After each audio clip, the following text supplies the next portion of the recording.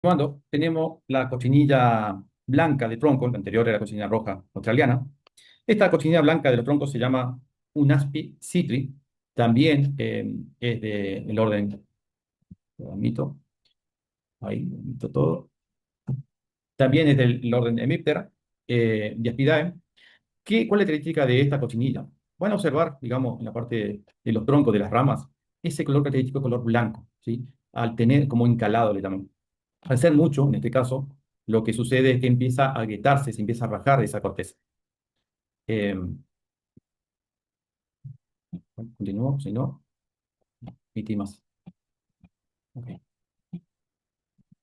Entonces, esa corteza, como les decía, se empieza a agrietar, se puede secar justamente y en ciertos casos la planta se seca totalmente, digamos. El escudo de la hembra es una forma de coma, ¿sí? Más color gris, y el del macho es más color blanco, porque está cubierto de esa cera, ¿sí? Sale, realmente ese macho después sale a la, parecido al de la cochinilla roja australiana, pero en este caso es más en forma de coma, tiene la hembra. El monitoreo también se mira justamente, vamos a mirar las ramas y los troncos en los meses de agosto hasta diciembre, ¿sí? Estamos hablando de todo lo que es primavera y verano, y también parte de otoño, marzo, abril, la época que estamos en este momento. Esta cochinilla en verano hay que evitar que tenga una alta densidad, digamos, para que no llegue a justamente cuando empieza el cuajado de la fruta, porque es donde más demanda tiene y con esas grietas lo que sería entrada de otras, en este caso enfermedades, que van a hacer que estas plantas se decaigan más rápido, digamos. El nivel de acción es del 10% de la fruta con cochinilla o un 5% en las plantas, tal cual como veníamos mirando también para el tema de los ácaros. En este caso, los enemigos naturales son los crisópidos. Ahí, permito, no, permitido, si falta alguien, me avisa. Está cambiando la diapositiva. Ahí está. Otra cocinilla son las cocinas blandas. Esta la habrán observado, que son de la zona de Corrientes, Bellavista, ¿sí? La zona sur, de Montecasero, Mocoritá. Esta cocina se llama Coccus spereum, de la familia Cocoidea, también es una hemíptera. Está en la savia, al igual que el resto, ¿sí? Pero lo que tiene es que empieza a producir una sustancia azucarada, esta cocinilla, por lo que da la formación de la fumagina. Esa fumagina lo habrán observado, se ve tanto en hoja también en las ramas, parte de las ramas, digamos, de color oscuro, ¿sí? O negrilla le dan a este hongo. Esto en sí es un gran problema porque justamente va a empezar a reducir mucho la capacidad fotosintética que van a tener, por ende, menor capacidad para la savia, y entonces van a tener menor producción en la fruta. Pero no solamente esta toxina se la encuentra, por eso que nombré esos lugares. Tenemos esos lugares, también hay otras producciones como ser arándanos, tenemos la zona de los helechos, ¿sí? Los viveros ornamentales, entonces conviven con otras especies, digamos. No sé, alguien me mandó un mensaje que admite y se cierra eso. La verdad que no sé. Bueno, el escudo es color castaño y es una forma ovalada, convexo. Este más o menos tiene una partícula que es de 4 milímetros y puede desplazarse. También los otros quedaban fijos. Estas colonias son bastante densas, se lo encuentran mucho en hojas y en las ramas. Y el monitoreo hay que hacer igual que el resto en agosto, diciembre, marzo, abril. Y se repite. Saben dar la pregunta de parcial. El monitoreo específico para esta cocina se tiene que hacer sí o sí en primavera para no llegar justamente cuando esté cuajado en diciembre, para no tener estos problemas. Ahí tenemos otra imagen de esta cochinilla, justamente por eso lo llaman blanda, ¿eh? Como una consistencia mucosa. Y después tenemos la cochinilla harinosa, la última cochinilla que voy a dar, es la Pseudococcus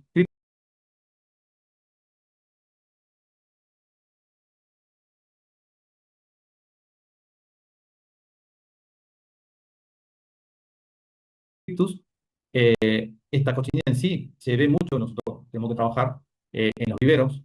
¿Por qué en los viveros? Porque ahí es donde van directamente a la planta, que va ahí a la quinta, que son muchos los brotes, contienen las hojas, pero donde más se observa es en las raíces.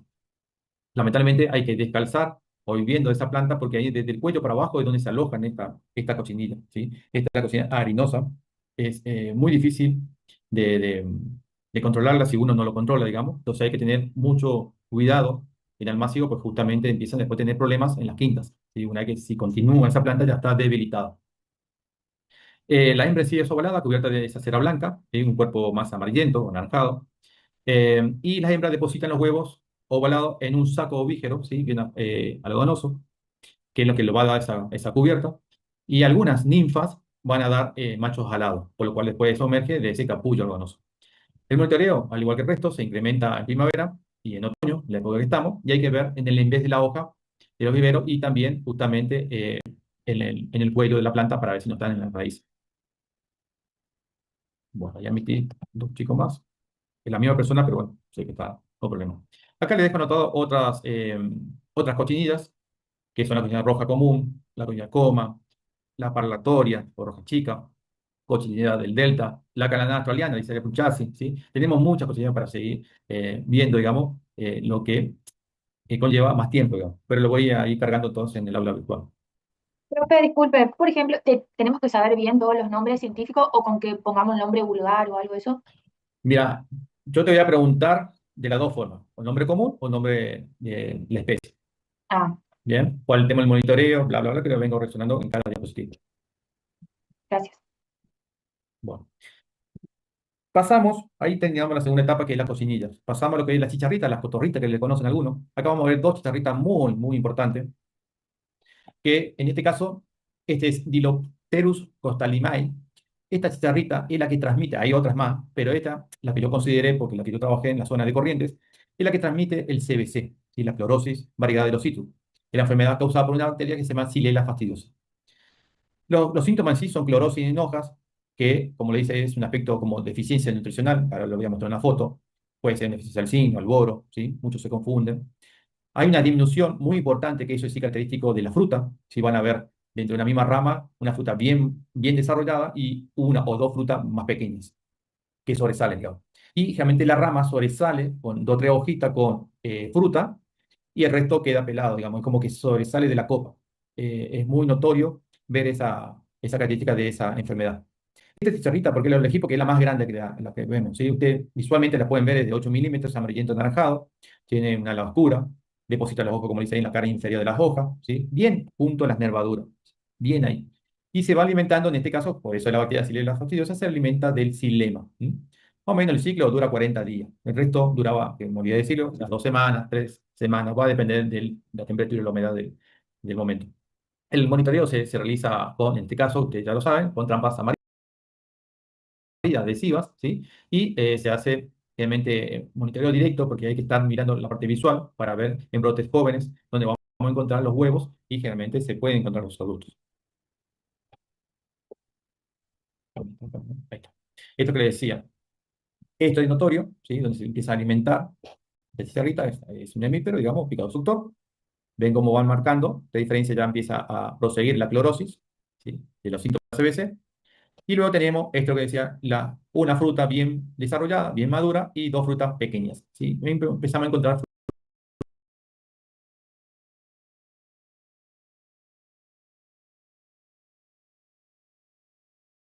frutas pequeñas. Y acá está la rama como sobresale, ¿sí? Empieza a secarse los extremos con la fruta y hojas más chicas y que tenga, digamos, esa, ese moteado, digamos, por decirlo así. Y abajo le puse otra imagen de esta chicharrita. La otra chicharrita, no menor y creo que la más importante, es justamente el cilio asiático de los citrus. Ustedes habrán escuchado la Diaforina citri. Este míptero lo que hace es vector de, el guangoblin o grini, ¿sí? El HLV, conocido la enfermedad. Lo que hace es justamente se alimenta de los brotes tiernos, produce un daño similar a lo que tienen los pulgones, ¿sí? Porque los pulgones, acuérdense, la hoja empieza a irse para abajo porque se van alimentando justamente ahí sobre los nervios. Esos síntomas son amarillento en hojas, como una deficiencia nutricional que puede confundirse al CBC, pero hay que mirarlo bien. Pero acá lo que tiene es que los frutos, a medida que van creciendo, tienen un crecimiento asimétrico, ¿sí? En este es completamente distinto al CBC. CBC directamente ya reducción de tamaño. En este caso es como que de un lado crece bien desarrollado y el otro no. Y hay mucha caída de hoja. Eso es particular que hay que tener el ojo, sí o sí, tanto de hoja como fruto. ¿Sí? No es por falta de un estrés hídrico o por otras plagas. Esto es característica de HLV.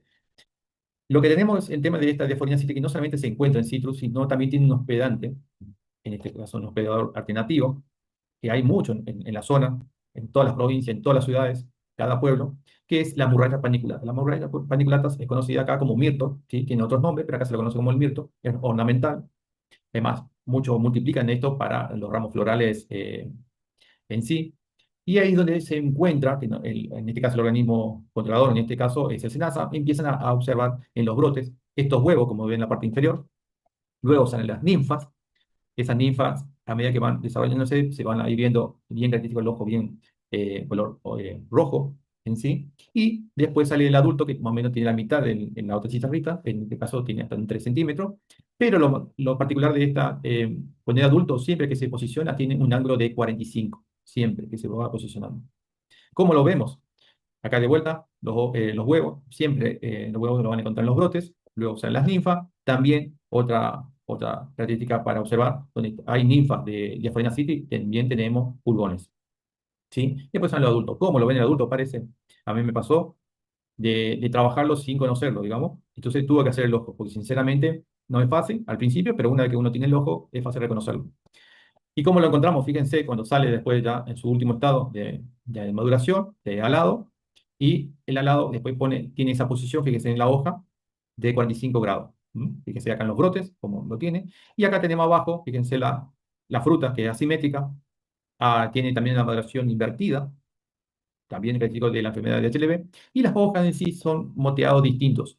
La nervadura más engrosada, y esto da la diferencia de las deficiencias nutricionales, ¿sí? Por ejemplo, ahí tenemos el zinc, tenemos el nitrógeno, magnesio, el fósforo, el hierro, ¿sí? Son todos distintos a lo que es el moteado asimétrico, también por decirlo, de las hojas cuando tiene esta enfermedad en sí. Pasamos a mosca blanca. Acá tenemos un complejo de mosca. También son hemípteros de la familia Allegroidae. Acá tenemos tres moscas, por anunciarlo, que son Aerotrixus locus, Dialogreus citrifoli y Paleoroides sp. Fíjense que la mosca blanca en sí lo que tiene es característico de cómo se va desarrollando una que tiene los huevos.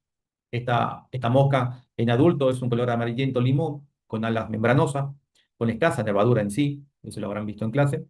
La hembra alcanza generalmente, es muy pequeña, es 1,5 milímetros, y los machos un poco más pequeños todavía, por lo que tanto los huevos son depositados, como ven en la característica, es en círculo, porque la hembra, una que está fija, empieza en sentido del reloj a depositar los huevos. Y quedan en esa forma como en círculo. Esos daños que pueden ocasionar, los daños pueden ser directos o indirectos. La directa es en la savia, ¿sí? Originando un debilitamiento, obviamente, y hasta su caída de las hojas. De forma indirecta, es que lo que hace crear tanto sustancia azucarada, también da la formación del desarrollo del hongo de la fumagina. Igual que los pulgones, igual que las cosas. Prosiguiendo el pulgón negro, acá tenemos el pulgón negro Tosoptera citricidae o Tosoptera auranti, ¿sí? Y también tenemos los pulgones verdes. Tenemos Apis hyperecoa, Apis gossypi y Macrocyphus europhidae, ¿sí? Todos son hemípteros de la familia Aphidae. ¿Cuál es el daño? Ya lo hemos visto anteriormente, la formación de brotes, producción de sustancias azucaradas, o sea, la formación, el desarrollo del hongo de la fumagina, y también transmisión de virus, ¿sí? También transmiten muchos virus los pulgones. Por lo tanto, el monitoreo que se tiene que hacer en estos casos es más en los brotes por planta de brotación y también de usar las trampas que ustedes ya conocen, que lo mostraron, ¿sí? De las trampas amarillas o azules, etcétera, para ir teniendo un margen, digamos, de cómo viene la presencia o no de estos pulgones. Este pulgón, el negro, Tosoptera, fíjense en los brotes, es bastante notorio cómo se observa, digamos, cuando hay buena humedad, buena temperatura. Y también otra característica que no puse la foto es cuando hay muchas hormigas, tienen una simbiosis, justamente trabajan en conjunto, una le defiende y la otra le da el azúcar, y están juntas las dos de los formícidos. Pasando, teniendo ahora lepidópteros. En lepidópteros elegí tres lepidópteros, empezando con bicho canasto. Omitir, omitir. Bien.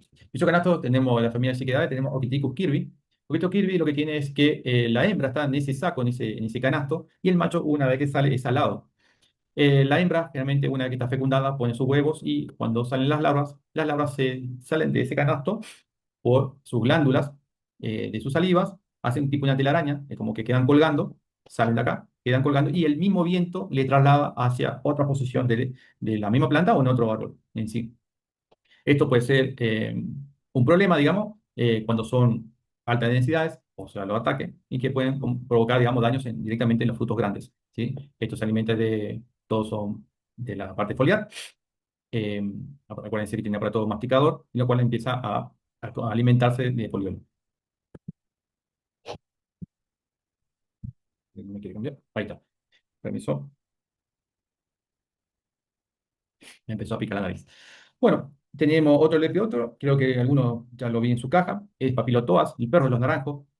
Esta larva en sí consume bastante las hojas en sí, llegando a dejar solamente la nervadura, y en otros casos no. ¿Por qué lo llaman perros naranjos? Porque justamente la posición que tiene en el segundo par, de segundo y tercer par de patas, fíjense en la parte inferior, tiene, bueno, está quietito, tiene como que una la cara de un perro en sí, pero el tamaño cefálico está más desarrollado para, con el masticador para alimentarse de las hojas. Em, Eso sí, el perro es naranjo, entonces las larvas crecen hasta un 5 o 6 milímetros, de color verde oscuro y con mancha blanquecina. Esto aparece en primavera, verano, y otra característica que es la larva, al tener ese color, tiene una apariencia como excremento, ¿sí? Un excremento de pájaro, que tiende a confundir, digamos. Y el otro y último lepidóptero, también de gran importancia, es el minador de las hojas, ¿sí? Philognitis citrea. Philognitis citrea, estoy intentando. Seminado en la hoja, ustedes ya habrán visto que hacen galerías, ponen los huevos muy cercanos, digamos, a la nervadura. Una vez que ingresa, empieza a hacer esa galería, se van alimentando por debajo de la epidermis, se alimenta del parénquima y van dejando así en forma sinuosa esas galerías. La larva es color amarillento y después pasa a ser más oscuro cuando empieza a pupar y sale este adulto, que más o menos tiene 3 milímetros, de este lepidóptero, que es de la familia Gracilidae. El momento, más o menos dura 14 a 16 días, puede estirarse un poco más, pero más o menos 2 semanas es el ciclo. Esto hay que observar mucho en viveros también, ¿sí? Este es un gran problema en vivero, y ya en planta adulta se empieza a observar todo lo que sea brotes, justamente porque puede producir muchas caídas de hojas y por ende después queda expenso para también ataques de otra enfermedad que es la cancrosis. Y eso, la cancrosis puede avanzar tanto en las hojas también como en la parte de la cáscara de la fruta en sí, y eso puede ser castigado en el mercado, digamos. El monitoreo se hace entre el 25 y el 50% de la planta cuando está en brotación. ¿En qué meses? Justamente que no hay cuajado, como dice ahí, en noviembre, diciembre, febrero, marzo, ¿sí? Pero bueno, antes de tomar una medida apresurada, hay que ver que los enemigos naturales si están y si están cumpliendo su deber, que son los crisópidos, el Asmus, o los parasitoides exóticos que pueden haber en la zona. Acá vemos la mina en el foliolo, bien alrededor de la nervadura, cómo llega también en los brotes, ¿sí? Y acá queda, fíjense cómo queda ya un ataque muy intenso, y no siempre hay una sola larva, puede haber muchas más larvas en las hojas, y produce la caída, y si en hoja más madura, la entrada de la cancrosis, al igual que acá en las frutas. Estos son los parasitoides que hay en la zona, la Ginapsis citrícola, Cirropilus y el Almus, son parásitos que justamente se alimentan de la larva y después salen esos adultos, digamos. Acá tenemos, ya pasamos la parte de los dípteros. Los dípteros tenemos dos moscas, Anastrefa reteculus y Ceratita capitata. Una es la mosca sudamericana y la otra es la mosca del Mediterráneo, que es Ceratita capitata. Acá volvemos un poco a lo que ustedes ya vieron, es las trampas, muy importante que hay que usar. Ustedes ya conocen las trampas de Jackson, ¿sí? Y también las MaxFi, como ven ahí en la diapositiva. Esto se instala generalmente, además de las quintas, se pone también en las cortinas rompevientos, ¿sí? Para ver si esa mosca. Hacemos que los frutos no es solamente fruto de los cítricos, sino pueden estar en todas otras clases de frutas, como ser, digamos, la guayaba, pueden estar en la palta, puede estar en el mango. Todo lo que tengamos en nuestra región, fruta, está en las moscas de los frutos. Y constantemente hay que instalar una o dos trampas por hectárea para poder ver si hay presencia o no. Y fíjense, la medida de control, en este caso, el nivel de acción, es una mosca por trampa por día. Con una trampa ya tenemos que hacer una acción ante la misma para justamente no tener problemas después en la fruta. Hay que tratar de diferenciar cuál es la sudamericana y cuál es la mediterránea, o sea, la capitata. Generalmente la trefa es un poco más grande, de 7 milímetros, en cambio la Ceratite capitata de 5 milímetros. Eh, Acá lo que ven es el tema de las alas, Ceratite capitata, como también el tórax, pero el ala en sí tiene esa aristada. En cambio, la anastrefa tiene como una S, fíjense, bien característico con ese moteado que tiene, pero los transparentes da como una S. En cambio, el Ceratiti es más una B invertida, ¿sí? Y tiene esta globosidad que sobresale en el ángulo, pero es más aristada que con respecto a la anastrefa. Y el tora es más oscuro, es gris, es un tora gris con manchas negras en Ceratiti, en cambio anastrefa es más claro. Acuérdense del ciclo, la mosca que lo habíamos visto, es que la mosca pone el huevo bien sobre la fruta, ingresa la larva, se alimenta de todo lo que es la pulpa en sí, van formando galería, esto produce la caída de la fruta, ¿sí? Y esa fruta después sale esa larva, empupa en el suelo y vuelve a salir el adulto. Entonces, ¿cuál es la mejor recomendación? Hay que hacer el trabajo de juntar toda la fruta. Hasta ahora que hemos visto, toda hoja que cae y toda fruta que cae se tienen que recolectar. Y el trabajo más laborioso, digamos, es tener siempre preparada una cava, mínimo de 1,5 metros, para ir tirando todo esto que se va recolectando. ¿Mm? No hay que usar mucho producto en eso. Con eso bajamos un poco más la población. Pasando al colóptero, tenemos, me quedan dos, el colóptero y los trips. Y estamos 5 minutos. Pantomorus pontoфatius. Este es Una un... consulta, profe. Sí, Eduardo. Cuando usted tira la fruta ahí, ¿usted le pone Sí. algo para matar la fruta o le hace No, compost, digamos? no, no, esa fruta que cayó directamente recolecto en un balde y llevo a la cava y te lo entierro. Pero tiene que ser profundo, porque si no va a salir la larva y... Pero ya lo está sin oxígeno a 1 metro y listo. Ya siempre tenían Ah, mira. preparado. Este colóptero es un coclónido, ¿sí? A diferencia del que ustedes conocen, de Antonomus grandis. Este no tiene los polones, como se observan acá. Este cuclónido se alimenta de las hojas. Es parecido a lo que van a dar el daño, digamos, de lo que viene de, ¿cómo se llama? Del perro de naranjo, de papilostoas, cantidades. Es muy parecido, pero acá lo que tiene que es las raíces, es donde más atacan las raíces secundarias. ¿Mm? También están sobre la corteza y la raíz principal. O sea, en el cuello. Ya miramos dos plagas, que son las cochinillas, y en este caso, este colóptero que se puede depositar ahí. Este producto, además, como Antonomus, donde se va a encontrar mucho en las flores. Acuérdense que necesitan sí o sí el polen. Entonces ahí es donde empieza a bajar mucho la producción de la santera y lo que va a conllevar después que hay mucho aborto de flores, por lo tanto, menor producción de la misma. Otro colóptero que algunos habrán observado, esto se ve mucho en la zona de Misiones, parte también de Corrientes, en el sur. Tenemos el taladro grande de los citrus, también en el NOA. Y Prostemas protidicoles, este taladro grande de los citrus, se ubican sobre las ramas secas. Fíjense acá abajo, la hembra empieza a poner el huevo sobre esa corteza, se traslada la larva, bien desarrollándose sobre las ramas verdes, prefiere, digamos, ramas con tejido más leñoso y acá se empieza ya a finalizar, digamos, esta larva. Y hacen esa galería, por lo tanto, después, con un viento o entrada de otro patógeno, el árbol se seca, digamos. Y terminamos con los trips. Eh, Tenemos Frankinella rodeos y Heliotrips hemorroidales. Uno es blanco, por decirlo así, más crema, y el otro es el negro, ¿sí? Heliotrips hemorroidalis. El Frankinella lo que produce es una mancha bien plateada por debajo del pedúnculo, digamos, del sépalo, bien anillado en la fruta. En cambio, el Heliotrips hace lo mismo, pero más, digamos, tirando a una mancha, digamos, amarillenta. Eh, Como lo dije anteriormente, Franklin Rhodes es amarillo, se cuenta siempre en las flores, por eso que el monitoreo, este clave, se tiene que hacer en flores abiertas, que se pregunta parcial, ¿sí? Es el momento adecuado para poder hacer, digamos, una medida de acción, una polarización en la floración. Además, que tratamos al trip, ya estamos controlando otros insectos que ya ustedes ya lo vieron en floraciones. ¿Cuándo en floración? En agosto, septiembre, ¿sí? Cuando empiezan los brotes, los botones florales. Acuérdense, siempre el recuento se hace en flores abiertas. ¿Mm? Este es el daño, este es la mandarina, en la variedad Murcott. Y acá tenemos la diferencia entre Frankinella rodeos y Heliotrips hemorroidales, ¿sí? El trip negro. Bueno, llegué justito, perdón, pero tuve que meterle rápido, son 40 minutos. Si quieren, entramos en el otro, pero creo que entran ustedes en una reunión a las 10. Esto queda grabado, chicos. Cualquier cosita, volvemos a repasar